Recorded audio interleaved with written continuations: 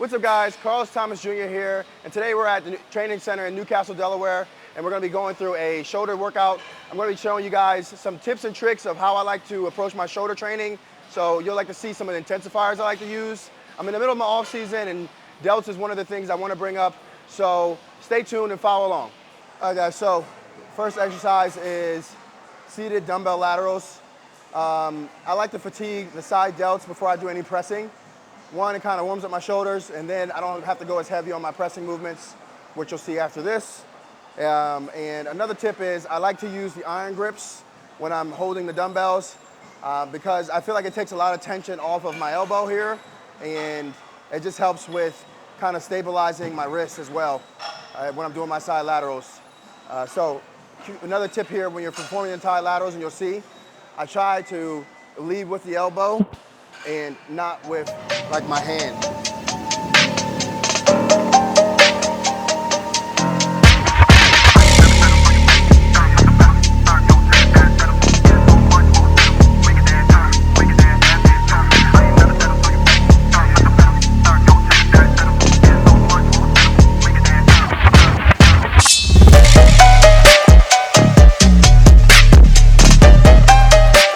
All right guys, so that was side laterals with dumbbells.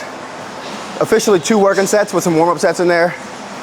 My first working set was around 8 to 12 rep range, and then what I like to do is an intensifier for the second set. So here we did a cluster set of 4x6. So we did 6 reps, rested about 10 seconds, and then repeat that 4 times. So we did a 4x6 cluster set, and again, that's just allowing me to get a lot more reps in with this weight.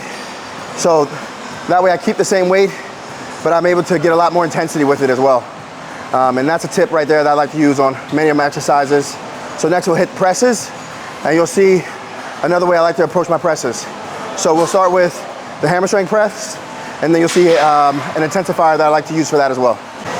So these are the HD knee sleeves, but I like to use them as elbow sleeves. So that's how you know you got big arms, when you can use knee sleeves as elbow sleeves. But no, these are great knee sleeves. I just really love the compression on these, so I tend to use them as elbow sleeves. So on my pressing movements, like I'm about to show you now on the hammer strength press, I like to always make sure I wear some elbow sleeves. And then when the sets get a little bit heavier, I'll show you my wrist wraps that I like to use as well. Here, I'm still warming up on the hammer strength presses. But I want to explain like how I approach my volume to laterals versus presses. So presses, I like to keep it a little bit more of a heavier compound movement, right? So I'm going to be doing around 6 to 8 reps here for my top set. And then for my second set, you'll see that I'll be doing, repeating the 6 to 8 rep range, but then I'll do a rest pause. So I'll rest 15 seconds and then I'll do max reps. And then I'll go ahead and drop the weight, and then I'll perform like a drop set and go for max reps again.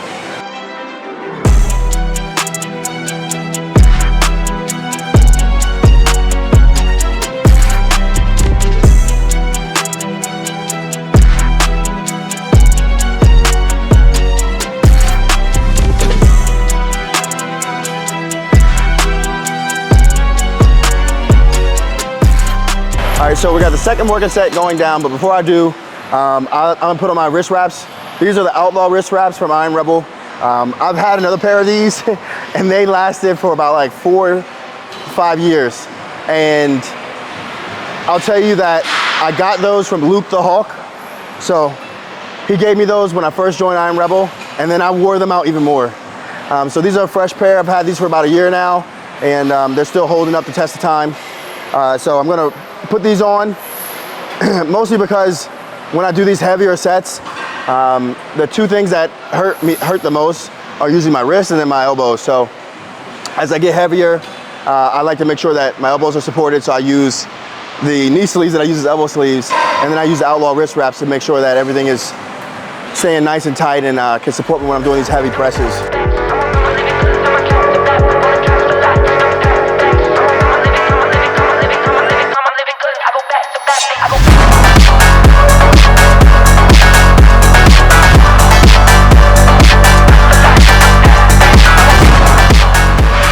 So next, catch my breath. So next we have another a lateral version. So we'll do a cable lateral. Again, I like the tension from the cables. So on these, we'll do another version of an intensifier that I like to do. And I'll show you guys that when we get over there. But we're gonna head over to the cable machines so we can do some cable side laterals. Hey guys, so we're here at the cable side laterals. As I mentioned for my side laterals, I like to keep the volume up a little bit more. So instead of doing like that 6 to 8 rep range, we'll be doing like around 8 to 12 for the first working set. And then for the second working set, we got something a bit more fun. And then it'll help keep that volume up and help drive a little bit more of those metabolites into the muscle, give you a really nasty pump. And that's what we all want. So stay tuned, I'll explain that second set when we get there. So first one, 8 to 12, let's get it.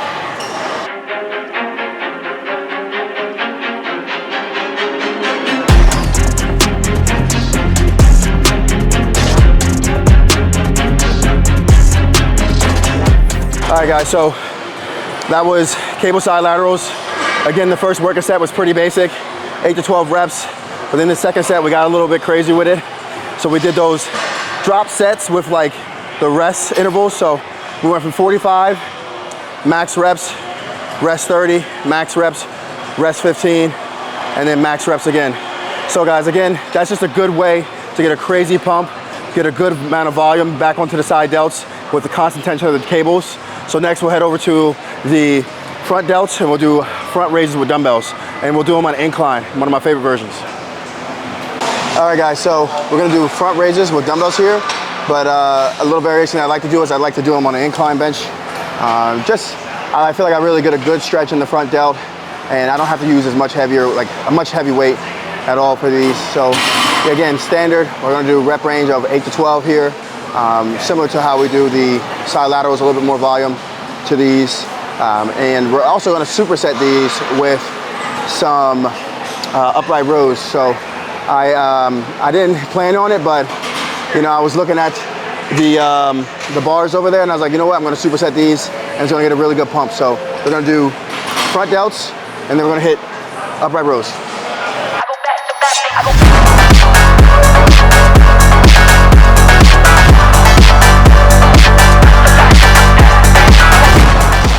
Hey guys, so I mentioned this earlier on, but I prefer dumbbell reverse flies for my rear delts just because it feels a bit more natural to my shoulder and it doesn't keep it in like a fixed plane. So we do the dumbbell reverse flies here until I hit about failure, and then I'll transition into a rear delt row. So that way I can just get more out of the rear delt and really fatigue it and bring it to failure.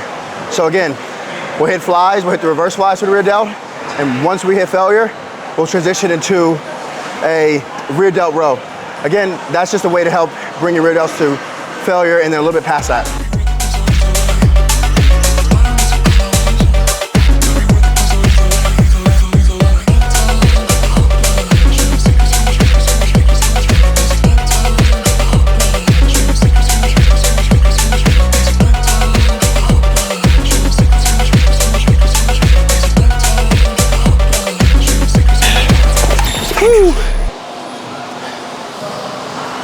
Boy. And that's a wrap on shoulders. So quickly break down the workout. What we started off with were dumbbell laterals. Again, I like to do a top set and then some type of intensifier. But as you notice with the past two exercises, front delts and then rear delts, they were already kind of hit. Like my front delts were already kind of hit. So I didn't have to do an intensifier. And then the intensifier that I did for the rear delts was just, I went into more of a mechanical drop set where I went from rear delt fly to a rear delt row just to eke out a little bit more from that muscle. So started off, the beginning of the workout, dumbbell side laterals. Then we went to presses with the hammer strength. And then from there, another variation of the side laterals with the cables. And then into front delts where we hit the dumbbell front raises on the incline bench here. And then we supersetted that with some upright rows. Finishing off with rear delts, reverse flies into the rear delt row. So guys, that's my complete shoulder workout. I'm gonna hit some calves, and then after that, I'm gonna have some protein, and then about 15 to 20 minutes after my protein, I'll have some carbs in the form of highly branched cyclic dextrin, about 30 grams of carbs, and then about an hour and a half after that, I'll have my post-workout meal. And that is essentially my peri-workout nutrition window. And that is a wrap on today's video. Don't forget to like, comment, subscribe, follow me, Carlos Thomas Jr. on Instagram, on YouTube, follow Iron Rebel as well, here on YouTube and on Instagram. And don't forget to let us know what you'd like to see next. Stay tuned, and we'll catch you on the next one.